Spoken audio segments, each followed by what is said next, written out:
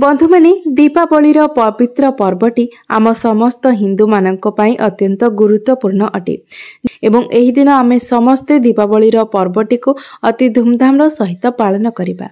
तेबे बंधु माने एपरि किछि कार्य रहिछि जे कार्य गुड़िक आपण दीपावली दिन करबा अनुचित अटे। जदि दीपावली दिन आपण एही कार्य गुड़िक करंती तेबे माँ लक्ष्मी आपणक उपरे अत्यंत रुष्ट हो जाइछांती। तो बंधु माने सेही कार्य गुड़िक कदापि आपण दीपावली दिन करबा उचित नुहे। तेबे केउ सब कार्य गुड़िक दीपावली दिन करबा अनुचित से विषय रे आजिर एही वीडियो रे आमे माने विस्तार भाबरे जानिबा। तेणु आपण माने वीडियोटी को स्किप न करी शेष पर्यंत निश्चय देखंतु एवं वीडियोटी को गोटे लाइक करी चैनलटी को निश्चय सब्सक्राइब करि दियंतु एवं कमेंट बॉक्स रे भक्ति एवं श्रद्धार सहित जय मां लक्ष्मी निश्चय लिखंतु। तो बंधु माने प्रथमे आपण माने जानि रखिबा उचित जे दीपावली पर्व को सर्वदा निज पैसा रे पालन करिबा उचित। आपणक पाखरे जेतिके अछि निजर सामर्थ्य अनुसार आपण दीपावली पर्वटी को पालन करिबा उचित। जदि आपण ऋण करज नेकी दीपावली पर्व को पालन करंती तो एहा द्वारा आपणक माँ लक्ष्मीकर आशीर्वाद मिलिबा परिवर्ते आपण माँ लक्ष्मीकर क्रोधर शिकार होइथांती। आपणक गृहरे सदा सर्वदा पई करजर बास होई जाय थाए। जो व्यक्ति ऋण करज नेकी दीपावली पर्व को पालन करि थाए सेही व्यक्ति उपरे सर्वदा करजर भार लागी रही थाए एवं से सबुदिन पई माँ लक्ष्मी को कृपारु वंचित हो जाय थाए। आपणकर पाखरे जेतिकी भी अर्थ रहिछि आपण सेतिकी रे माँ लक्ष्मी को प्रार्थना करंतु, माँ लक्ष्मीकर पूजार्चना करंतु, सेइथिरे ही माँ लक्ष्मी आपणक उपरे प्रसन्न हेबे। दीपावली ही नुहे कोनोसी भी पूजा पाठ आपण ऋण करज पैसा रे करबा उचित नुहे। जेकोनोसी भी पूजा पाठ आपण करूछंती होम यज्ञ व्रत दान जहाँ भी करूछंती ताकु सर्वदा निजर पैसा रे करंतु, निजर अर्जित धन रे करंतु। आपण ऋण करज नेकी जे पूजा पाठ करंती होम यज्ञ किंबा दान पुण्य करंती ताहा आपणको कोनोसी शुभ फल प्रदान करि न थाए, ओलटा आपणको अशुभ फल देई थाए। जदि आपणकर पाखरे कोनोसी भी टंका नाही तो आपण एही पूजा पाठ को एड़ाई पारिबे। केवल आपण माँ लक्ष्मी को प्रार्थना करि पारिबे, भक्ति सहकारे आपण माँ को निकट रे प्रार्थना करि पारिबे। किंतु जो व्यक्ति दीपावली दिन रे ऋण करज देई थाए किंबा ऋण करज नेई थाए सेही व्यक्ति माँ लक्ष्मी को क्रोधर शिकार होई थाए। बंधु माने एही दिन राहु एवं केतु निजर चरम सीमा रे थांती। तो जो व्यक्ति माने एही दिन ऋण देई थांती किंबा ऋण नेई थांती राहु एवं केतु सेमानक जीवन रे प्रवेश करी सेमानकु कांगाल बनाई देई थांती। सेमानक गृह रे दारिद्र्यतार बास होई थाए एवं एपरि गृह को माँ लक्ष्मी परित्याग करि देई थांती। बंधु माने आपणक मनरे जदि श्रद्धा थिबो तो आपण दीपावली दिन माँ लक्ष्मी को खंडिए मिश्री भोग देई मध्य आपण माँ को प्रसन्न करि पारिबे। आपण जदि प्रकृत हृदय देई माँ को श्रद्धा सहकारे पूजार्चना करंती भक्ति करंती तो माँ आपणक उपरे प्रसन्न होइथांती एवं सदा सर्वदा पई आपणक जीवनरु दारिद्र्यता को दूरेई देई थांती। एमिति कि छल कपट द्वारा अर्जन करा जायथिबा धन द्वारा जदि आपण माँकर पूजा करंती तो सेथिरे मध्य माँ आपणक उपरे प्रसन्न होई नथांती। बंधु माने आपण माने जानती आपण जदि धनतेरस दिन गणेश एवं लक्ष्मीकर मूर्ति घर को आणती तो यह आपणक घरर शुभता को बढ़ाई थाए, आपणक गृहर सुख समृद्धि एवं धन धान्य को बढ़ाई थाए। आपण दीपावली दिन मध्य गणेश एवं लक्ष्मीकर मूर्ति आनी पारिबे। तो बंधु माने आपण जेतेबेले मूर्ति किणुछंती सेतेबेले सेही मूर्ति को ध्यान देई देखिबे जेपरि सेही मूर्ति कोनोसी भी स्थानरु खंडित न होई थाए, कारण खंडित मूर्ति को पूजा करा जाय नाही। खंडित मूर्ति को पूजा करबा द्वारा आपणक गृह रे दारिद्र्यतार बास होई थाए एवं दीपावली पाए आपण जो विशेष पूजा करूछंती सेथिरे आपण जो पीढ़ा पकाउछंती किंबा भगवानंकर आसन सजाउछंती ता उपरे सर्वदा लाल रंगर कपड़ा बिछाइबे। धला कला किंबा नील रंगर कपड़ा आपण सेथिरे व्यवहार करिवे नाही। लाल रंगटी सबुठारु श्रेष्ठ रंग होइथाए एवं माँ लक्ष्मीकर अत्यंत प्रिय रंग मध्य होइथाए। भगवान श्रीकृष्ण कहिछंती जो व्यक्ति माँ लक्ष्मी को पूजा करिबा समय लाल कपड़ा बिछाई ता उपरे माँ लक्ष्मी को पूजा करिथाए सेही व्यक्तिर गृह रे धन वैभव जस मान सम्मानर वृद्धि होइथाए। आउ गोटे गुरुत्वपूर्ण कथा हेउछि दीपावली दिन आपण माँ लक्ष्मी को पूजा रे पैड केबे भी व्यवहार करंतु नहीं। आपण नड़ियार प्रयोग करंतु कारण नड़िया को माँ लक्ष्मी प्रतीक बोली माना जाय थाए। दीपावली दिन जदि आपण निज घर को नड़िया किणिकी आनती तो यह सहित आपणक गृह को माँ लक्ष्मी मध्य प्रवेश होइथाए। मने रखिबे आपण माँ को जो भोग अर्पण करुछंती जो फल भोग अर्पण करुछंती सेथिरे केबे भी नाशपाती आपण माँ को भोग स्वरूप अर्पण करिवे नाही। नाशपाती अर्थात नाश करिबा वाला सेथिपाई शुभ समय रे नाशपाती चढ़ा जाय न थाए किमा नाशपाती भोग करा जाय न थाए। बंधु माने माँ लक्ष्मी को पूजा रे अक्षत अर्थात चाउलर बहुत अधिक महत्व रहिछि। तो दीपावली दिन आपण माँ लक्ष्मी को अक्षत निश्चित रूप से अर्पण करंतु।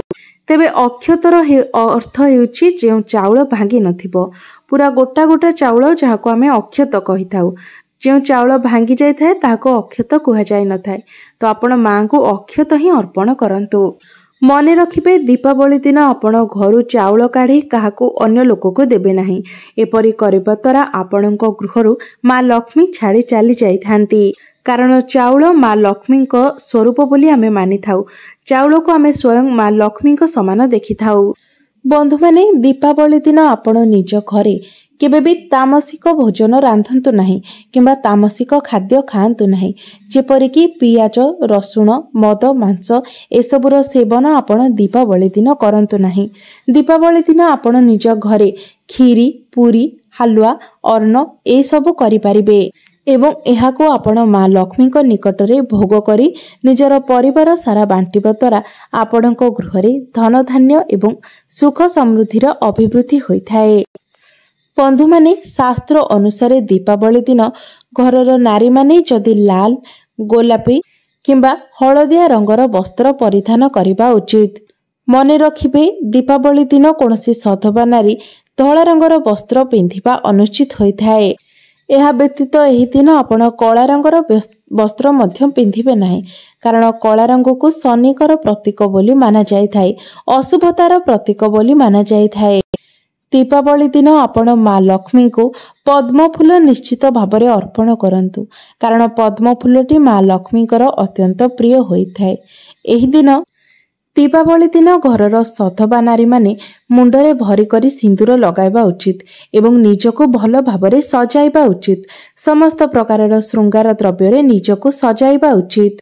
एहा द्वारा माँ लक्ष्मी आपणक उपरे अत्यधिक प्रसन्न होइथांती एवं आपणको धन धान्य सुख जस वैभव प्रदान करिथांती।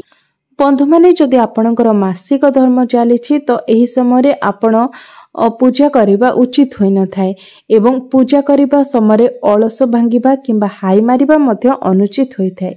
जदि आपणकर शरीर असुस्थ अछि तो आपण अन्य कहा द्वारा माँकर पूजा कराई परिबे।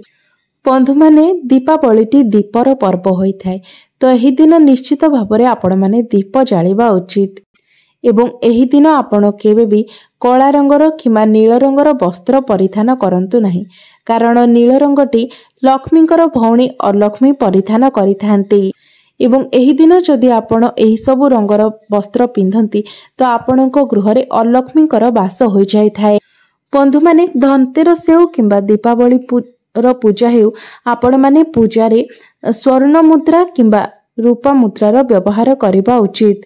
जदि आपणक पाखरे चांदीर मुद्रा किंबा सोनार मुद्रा नाही तो आपण 1 टंकिया मुद्रार व्यवहार मध्य करि परिबे। सर्वदा मने रखिबे जे आपण माँ लक्ष्मी ठाकुराणीकर पूजा करिबा समय सेतिरे कोनोसी ना कोनोसी धनर व्यवहार करिबे। ताहा सोनार अलंकार हेउ रूपार अलंकार हेउ किंबा टंका पैसा हेउ आपण निश्चित भाବରେ माँ लक्ष्मीक पूजा रे धनर व्यवहार करिबे। आपण जानती पद्म फूल उपरे माँ लक्ष्मी निवास करिथांती विराजमान करिथांती। तो आपण जदि दीपावली दिन माँ लक्ष्मी को पद्म फूल किंबा गोलाप फूल अर्पण करती एहा द्वारा माँ लक्ष्मी अत्यंत प्रसन्न होइथांती। दीपावली दिन गणेशंकर मध्य पूजा करा जाय थाए तो गणेशंको आपण दुब निश्चित रूप से अर्पण करंतु कारण दुबटी प्रभु गणेशंकर अति प्रिय होइथाए। आपण जदि दीपावली दिन श्री गणेश को दुब अर्पण करती तो आपणकर भाग्य चमकी जाय थाए। भगवान श्री गणेश आपणक उपरे अत्यंत प्रसन्न होइथांती। ମନେ ରଖିବେ, ଝାଉଁଳି ଯାଇଥିବା ଫୁଲ ଆପଣ କେବେ ବି ମାଙ୍କୁ ଅର୍ପଣ କରିବେ ନାହିଁ। ଏହାକୁ ଶୁଭ ମାନାଯାଇ ନଥାଏ। ଏବଂ ଯେଉଁ ଫୁଲ ଆପଣ ଭଗବାନଙ୍କୁ ଅର୍ପଣ କରୁଛନ୍ତି ସେହି ଫୁଲକୁ ଆପଣ କେବେ ବି ଶୁଙ୍ଘିବେ ନାହିଁ। ଆପଣ ଯେଉଁ ଫୁଲ ଶୁଙ୍ଘୁଛନ୍ତି, ଯଦି ସେହି ଫୁଲ ଆପଣ ଠାକୁରଙ୍କୁ ଅର୍ପଣ କରନ୍ତି ତ ଆପଣ ନର୍କକୁ ଗତି କରିଥାନ୍ତି। କାରଣ ଏପରି ଫୁଲ ଅଇଁଠା ସମାନ ହୋଇଥାଏ। ବନ୍ଧୁମାନେ, ଦୀପାବଳି ଦିନ ଆପଣ 5 ପ୍ରକାରର ଫଳ ଏବଂ 5 ପ୍ରକାରର ମିଠା ନିଶ୍ଚିତ ରୂପରେ ମାଙ୍କୁ ଅର୍ପଣ କରନ୍ତୁ।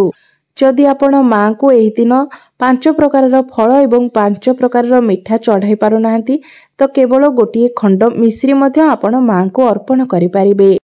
ମାଙ୍କୁ ସମ୍ପୂର୍ଣ୍ଣ ଶ୍ରଦ୍ଧାର ସହିତ ଆପଣ ଯାହା ବି ଅର୍ପଣ କରିବେ ସେଥିରେ ମା ସନ୍ତୁଷ୍ଟ ହୋଇଥାନ୍ତି।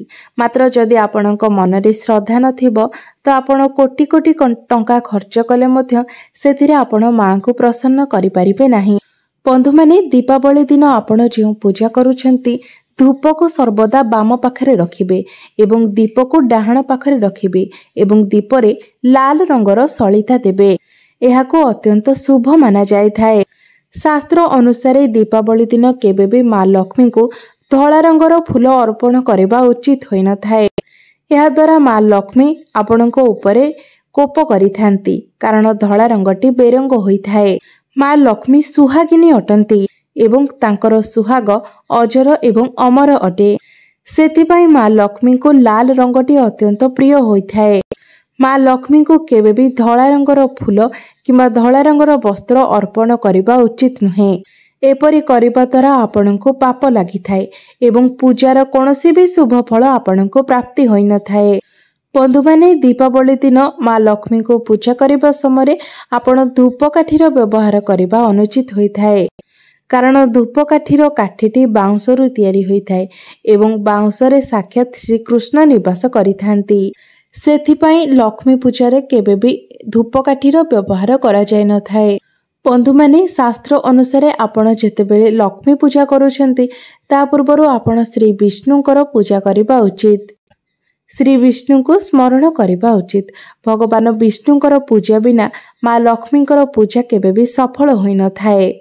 ବନ୍ଧୁମାନେ, ଦୀପାବଳି ଦିନ ଆପଣ ପୂଜା କରିବା ସମୟରେ ଯଦି ହଠାତ୍ ଆପଣଙ୍କ ଘରକୁ ମୂଷା ପଶି ଆସେ, ଆପଣ ଝିଟିପିଟି ଦେଖନ୍ତି କିମ୍ବା ପେଚା ଦେଖନ୍ତି ତ ଏହା ଆପଣଙ୍କ ଗୃହକୁ ସ୍ୱୟଂ ମା ଲକ୍ଷ୍ମୀଙ୍କର ଆଗମନର ସୂଚନା ଦେଇଥାଏ।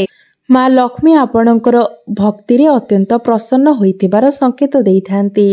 କାରଣ ପେଚା ମା ଲକ୍ଷ୍ମୀଙ୍କର ବାହନ ହୋଇଥାଏ ଏବଂ ମୂଷା ଶ୍ରୀ ଗଣେଶଙ୍କର ବାହନ ହୋଇଥାଏ ଏବଂ ଝିଟିପିଟି ମା ଲକ୍ଷ୍ମୀଙ୍କର ପ୍ରତୀକ ହୋଇଥାଏ। ଏହା ବ୍ୟତୀତ ଦୀପାବଳି ଦିନ ଯଦି ଆପଣଙ୍କ ଘରକୁ ବିଲେଇ ଆସେ ତେବେ ଏହା ମଧ୍ୟ ଅତ୍ୟନ୍ତ ଶୁଭ ହୋଇଥାଏ।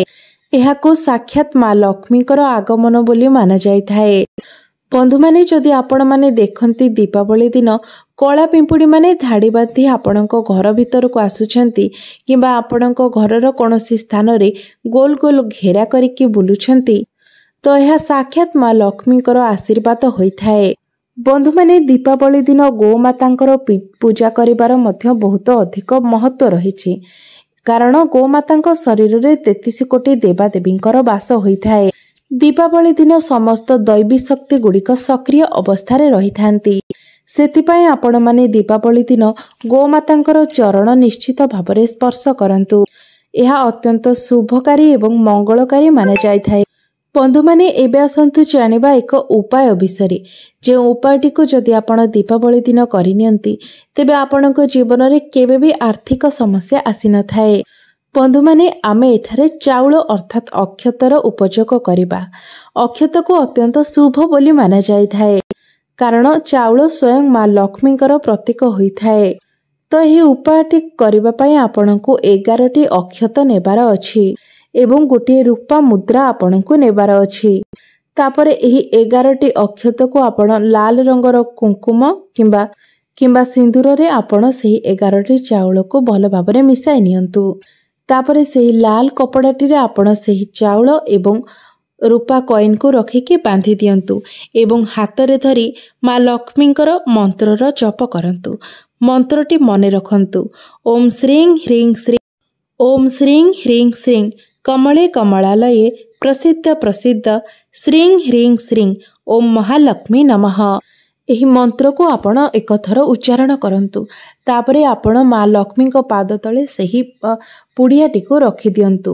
ତା ପରଦିନ ଆପଣ ସେହି ପୁଟୁଳିଟିକୁ ନେଇ ନିଜର ଧନ ରଖୁଥିବା ସ୍ଥାନରେ ରଖିଦିଅନ୍ତୁ। ଏହି ଉପାୟଟି ଆପଣଙ୍କ ଜୀବନକୁ ଧନ ଆକର୍ଷଣ କରିବାର କାର୍ଯ୍ୟ କରିବ। ଆପଣଙ୍କ ଜୀବନରୁ ଦାରିଦ୍ର୍ୟ ସବୁଦିନ ପାଇଁ ସମାପ୍ତ କରିଦେବ। ଦୀପାବଳି ଦିନ ଏହି ପୁଟୁଳିର ପୂଜା କରିବା ପରେ ଆପଣଙ୍କୁ ସାକ୍ଷାତ ମା ଲକ୍ଷ୍ମୀଙ୍କର ଆଶୀର୍ବାଦ ପ୍ରାପ୍ତ ହେବ ଏବଂ ଏହି ପୁଟୁଳିଟିକୁ ଆପଣ ଯେଉଁଠାରେ ବି ରଖିବେ ସେଇଟାକୁ ସର୍ବଦା ଧନ ଆସିବାକୁ ଲାଗିବ। ତାହା ଆପଣଙ୍କର ଘର ହେଉ, ଆପଣଙ୍କର ପର୍ସ ହେଉ କିମ୍ବା ଆପଣଙ୍କର କାର୍ଯ୍ୟସ୍ଥଳ ହେଉ, ଆପଣଙ୍କର ଦୋକାନରେ ଯେଉଁଠାରେ ଆପଣ ପଇସା ରଖୁଛନ୍ତି, ଯଦି ସେଠାରେ ବି ଆପଣ ଏହି ପୁଟୁଳିକୁ ରଖନ୍ତି ତେବେ ବ୍ୟବସାୟରେ ଆପଣଙ୍କର ଉନ୍ନତି ହୋଇଥାଏ, ଆପଣଙ୍କର ଗ୍ରାହକ ସଂଖ୍ୟା ବଢ଼ିଥାଏ ଏବଂ ବ୍ୟାପାର ବାଣିଜ୍ୟରେ ଲାଭ ମଧ୍ୟ ପ୍ରାପ୍ତ ହୋଇଥାଏ। ତ ବନ୍ଧୁମାନେ, ଅକ୍ଷତ ହେଉ, ସିନ୍ଦୁର ହେଉ କିମ୍ବା ରୂପା କଏନ୍ ହେଉ, ଏହା ଆପଣଙ୍କୁ ସବୁ ଜାଗାରେ ଅତି ସହଜରେ ମିଳିଯିବ।